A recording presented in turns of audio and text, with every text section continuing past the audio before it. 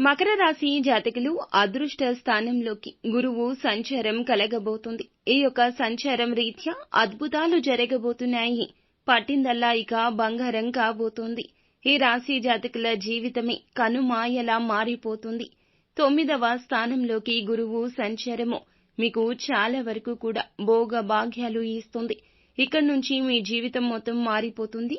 కాకపోతే ఏం చెయ్యకుండా అంటే ఇంట్లో కూర్చొని మీ పనులు మీరు చేసుకోకుండా అలా కూర్చొని అదృష్టం వస్తుందంటే సిరి నడుచుకుంటూ రాదండి.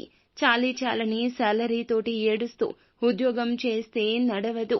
కాకపోతే ఒకటి మాత్రం చెప్తాము, ఈ మకర రాశి వారు ఎప్పుడూ కూడా ఈ యొక్క వర్డ్ ని వాడకూడదు. అంటే ఈ మాట మాట్లాడకూడదు. ఆటో వాళ్ళు కానీ, టాక్సీలు కానీ, లేకపోతే చిన్న ప్లంబింగ్ పని చేసేవారు, కూలీ నాలీ చేసేవారు, ఏ పని చేస్తున్నా అయినా సరే మీకు సాటిస్ఫాక్షన్ లేకపోయినా సరే, ఆ పని మీద వచ్చే డబ్బులు సాటిస్ఫై అవ్వకపోయినా కానీ నో అని మాత్రం చెప్పొద్దు.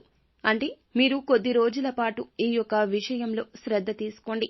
ఎవరైనా ఏదైనా అవకాశం ఇచ్చినా, ఒక చిన్న అవకాశం మీకు వెతుక్కుంటూ వచ్చినా, ఏ రంగాల్లో ఉన్నవారు అయినా కూడాను ఆ యొక్క అవకాశాన్ని కాదు, కూడదు, చెయ్యను ఇలాంటి పదాలు వాడకూడదు.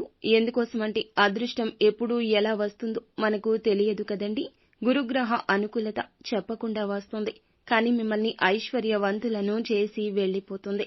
లక్ష్మీదేవి ఇంటికి రావడానికి సిద్ధంగా ఉందంటూ గ్రహించండి. మీకు ఇంకా ఇతరత్ర ఎటువంటి సందేహాలు, సమస్యలు ఉన్నా ఒక్కసారి గురువు గారిని సంప్రదించండి.